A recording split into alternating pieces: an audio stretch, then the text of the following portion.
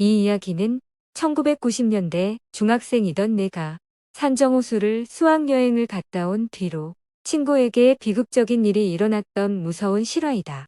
나는 초등학교를 졸업 후 평범하게 지역의 S중학교에 배정이 된다.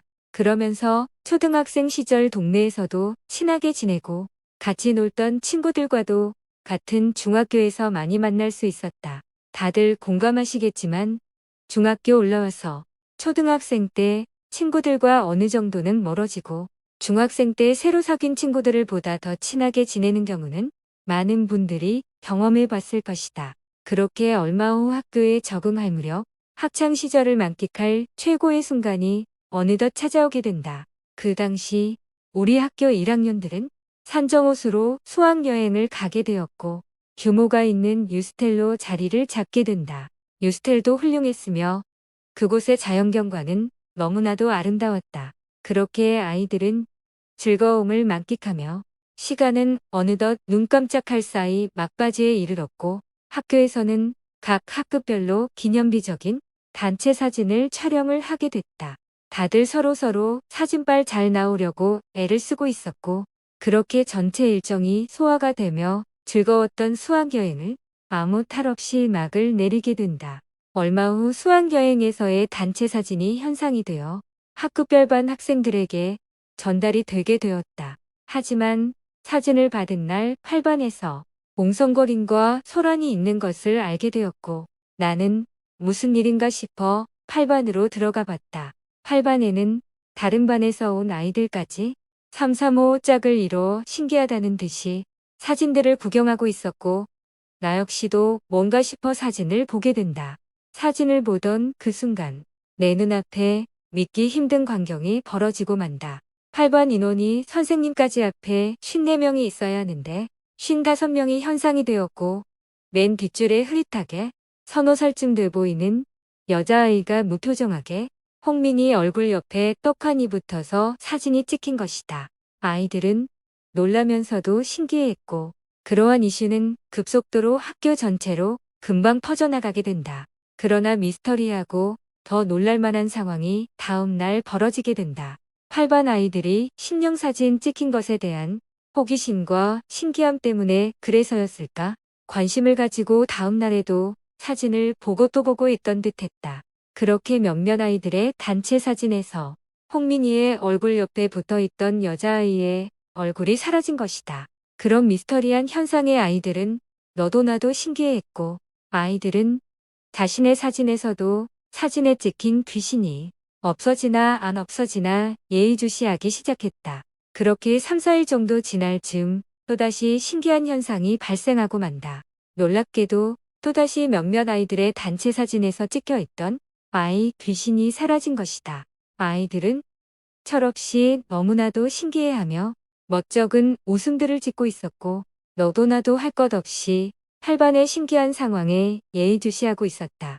그렇게 시간이 흘러 2주째에 귀신이 사라졌다고 알려온 아이들이 있었고 한 달이 될 무렵에 사라졌다고 하는 아이들, 심지어 3개월 만에 사라졌다고 알려온 아이도 있었다. 그럴수록 아이들은 더욱더 신기해하며 관심이 끊이지 않게 됐고 종종 그런 미스테리한 현상의 소식을 들으러 8반을 방문을 했다.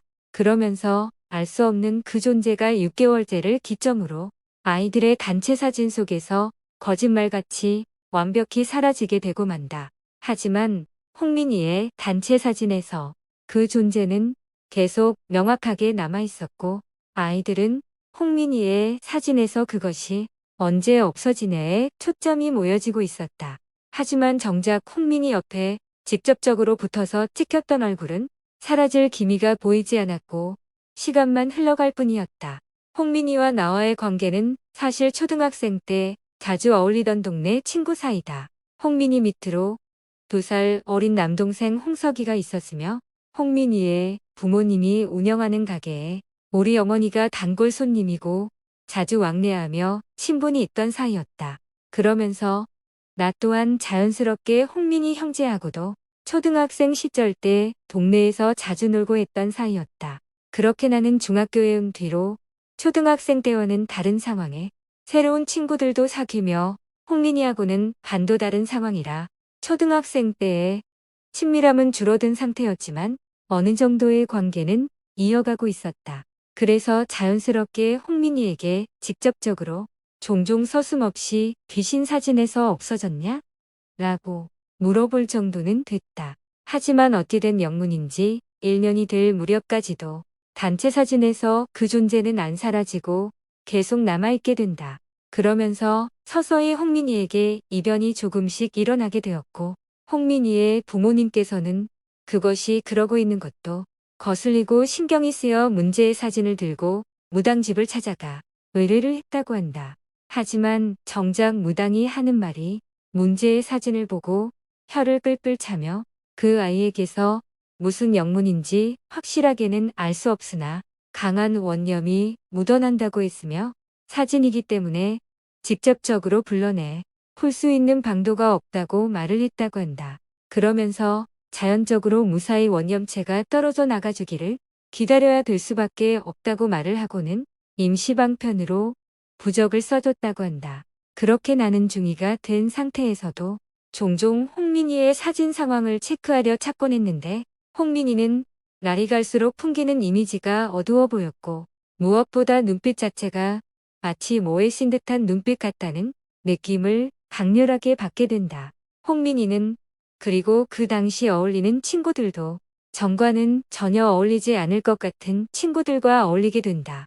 나는 그때 솔직히 홍민희가 부담스러워지기 시작했고 그 녀석의 기묘한 분위기 때문에 점차 멀리하게 된다.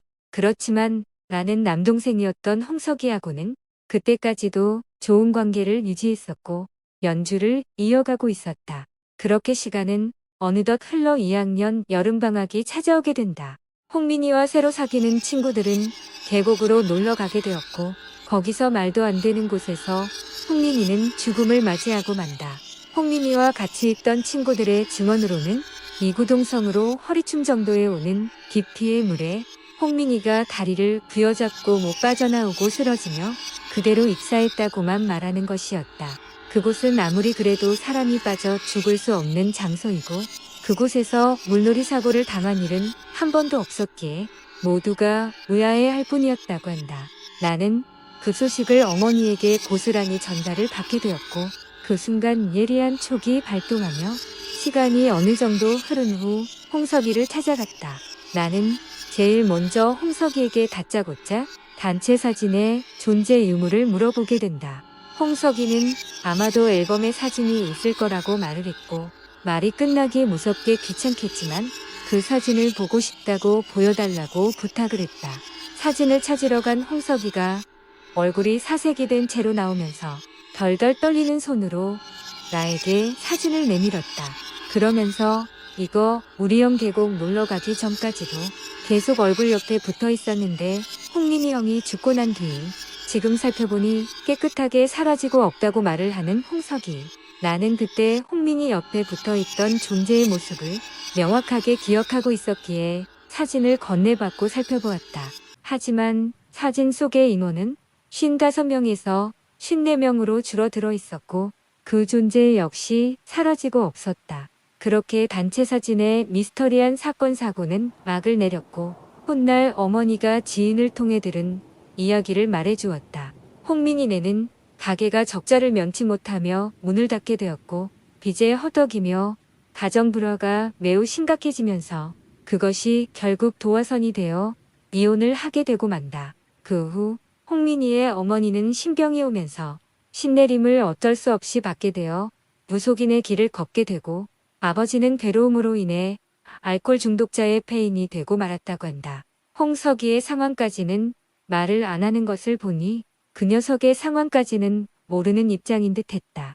나는 탐구하며 호기심이 많은 성격이라 훗날 인터넷이 활발하게 보급화되었을 때 산정호수에서 일어났던 사건 사고들을 인터넷 신문으로 찾아봤다가 경악하게 되고 만다. 오래된 신문의 내용은 1980년대 초중반 산정호수에서 뱃놀이를 즐기던 관광객들이 갑작스러운 엄청난 스콜성 폭우로 인해 놀이배가 뒤집어졌고 그 사고로 인하여 9명이 목숨을 잃게 된다. 신문에는 사고사를 당한 사람들을 포함하여 4살짜리 여자아이의 모습까지 나와 있었다. 나는 그것을 보고 다시 한번 경악하게 되게 된다. 신문에 나와 있던 여자아이는 다름 아닌 단체 사진 홍민희의 얼굴 옆에 찍혀 있던 여자아이였었다. 무슨 이유 때문에 강한 원념이 남아서 그렇게까지 한 건지는 나로서는 알 수 없다. 개인적인 추측을 해볼 수밖에. 그날 뱃놀이에서 아이는 뭐 때문인지는 몰라도 배를 타기 싫어했을 것이고 생떼를 피워대는 아이 때문에 주위에 보는 눈들도 많아 빨리 수습하려는 부모님들이 크게 야단을 쳐서 싫다는 아이를 강제로 놀이배에 올려 태웠지 않았을까? 결국엔 강하게 거부를 했음에도 자신의 의도와는 다르게 울며 겨자먹기식으로 놀이배에 탑승을 했을 것이고 그 상황에 억울한 사고사를 당한 아이의 원념이 아닐까?